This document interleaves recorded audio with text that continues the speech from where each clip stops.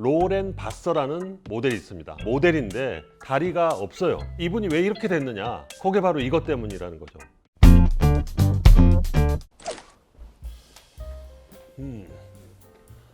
안녕하세요. 닥터 주사부 많이 기다리셨습니다. 오늘은 여성용품, 위생용품 이렇게 또 말하는데요. 그 용품에 대해서 말씀드리겠습니다. 대표적인 여성용품 3가지를 비교해드리고 장단점은 오늘 말씀드리겠습니다. 제일 잘 아시는 거, 생리를 처리하기 위해서 가장 많이 쓰는 생리대가 있었죠. 예전에 우리 어머니나 할머니 때는 생리대라는 일회용 이런 게 없으니까 광목이라든지 면이라든지 이런 걸 손수 빨래를 해가면서 이제 쓰던 그게 바로 이제 생리대의 효시가 되겠죠. 이제 생리대가 있고, 두 번째는 그 생리대를 조그맣게 만들어서 삽입해서 쓸 수 있는 탐폰이라는 것이 있습니다. 그 다음에는 생리컵이라는 게 있습니다. 생리컵은 말 그대로 컵 모양으로 생겨 있는데요. 이 컵을 갖다가 질 안에 삽입을 해놓고 거기에 생리혈이 고이게 하는 그런 장치가 되겠습니다. 아무거나 쓰면 어떠냐 그럴 수도 있는데 이런 일이 있었습니다. 미국에서 활동 중인 로렌 바서라는 모델이 있습니다. 이 로렌 바서의 다리가 모델인데 다리가 없어요. 다 없는 건 아니고 이 정강이 밑에가 없어요. 그래서 이렇게 금으로 된 의족을 착용하고 모델 활동을 하고 있습니다.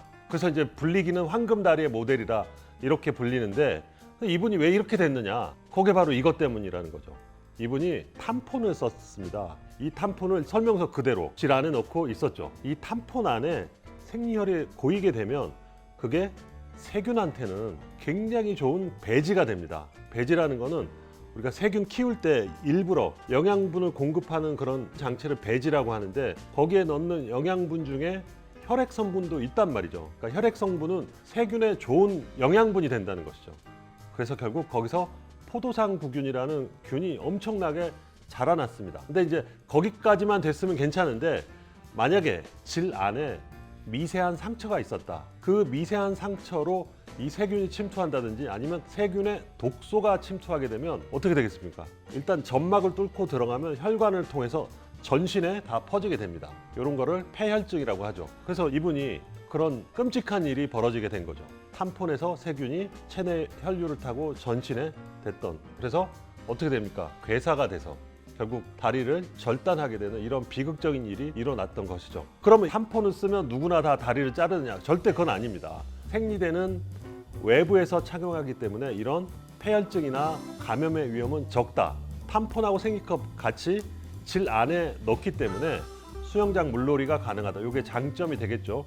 그 대신 착용할 때는 조금 더 힘들겠죠. 밖에다 그냥 덧대는 거하고 안에 집어넣는 거, 이 두 가지가 다릅니다. 그리고 탐폰과 생리컵의 차이점은, 탐폰은 일회용입니다. 일회용 써서 다시 이제 버리는 것이고, 생리컵은 실리콘 재질로 되어 있습니다. 그래서 이 실리콘 재질에 생리혈이 차게 되면 다시 꺼내서 생리혈을 버리고 세척해서 말려서 다시 쓰는 이런 과정을 가게 됩니다. 그래서 주의사항을 말씀드리면, 탐폰의 경우 나는 흡수력이 강한 게 좋아, 맥시멈 흡수력을 가진 탐폰을 쓴다, 그게 제일 좋을 것 같은데, 너무 흡수력이 세면 그 생리혈뿐만 아니고 질 안에 정상적으로 존재하는 수분이라든지 분비물까지도 다 흡수해 버립니다. 그러면 질 건조증 이런 게 생길 수가 있겠죠. 그래서 너무 센 거 이런 것보다는 본인한테 맞는 걸 해야 된다.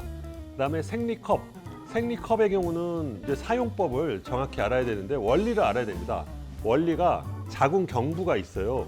이 부분이 자궁 경부란 말이죠. 그러면 이렇게 컵 모양으로 되어 있는 거를 이 안에 넣는 건데, 이 컵을 갖다가 경부 끝까지 여기 꽉 맞게 하면 어떻게 되겠습니까?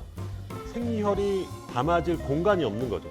그러니까 생리컵을 쓸 때는 이 중간까지만 넣는 이런 게 필요합니다. 사실은 스스로 보통 이게 착용을 하게 되기 때문에 이렇게 깊이 넣기는 쉽지가 않습니다. 근데 혹시라도 이거는 끝까지 깊이 넣어야 돼 해서 무리하게 하시면 오히려 좋지 않다는 거, 그게 이제 생리컵을 쓸 때 주의사항이 되겠습니다. 그래서 생리컵은 재활용을 하기 때문에 적당한 간격, 한 4시간에서 6시간 간격, 그 간격을 갖고 잘 세척하고 잘 말려서 또 쓰고 또 쓰고, 이 3가지 모두 공통점은 만질 때 손을 깨끗하게 씻어야 된다. 아까 말씀드린 포도상구균은 손에 많이 있는 그런 균이 되겠습니다. 탐폰을 직접 보시면 그 직경이 한 1cm 내외, 1cm보다 더 작게 돼 있는 경우가 대개는 그렇게 돼 있어서 천여막 손상까지는 거의 없다고 보면 됩니다. 탐폰 자체에 의한 건 없고, 탐폰을 이제 넣으려고 할 때 뭔가 부자연스럽거나 각도가 안 맞으면 미세한 손상이 올 수는 있겠죠. 생리컵을 아까 말씀드린 4시간, 6시간 간격으로 이렇게 잘 교체를 해 주시면 냄새 나고 그런 거는 없고요. 이제 그것보다는 생리혈이 고여 있기 때문에 우리가 평소에는 쉽게 접할 수 없는, 말하자면 피 냄새 같은 거, 이제 그런 거에 대한 냄새를 말하는 것이지 좋지 않은 감염이나 아니면 다른 문제가 되는 그런 냄새는 아닙니다. 혹시라도 지금 더 궁금한 게 있으신 분들은 댓글로 남겨주시면 성심성의껏 답변을 해드리겠습니다. 지금까지 닥터 주사부였습니다. 감사합니다. 안녕.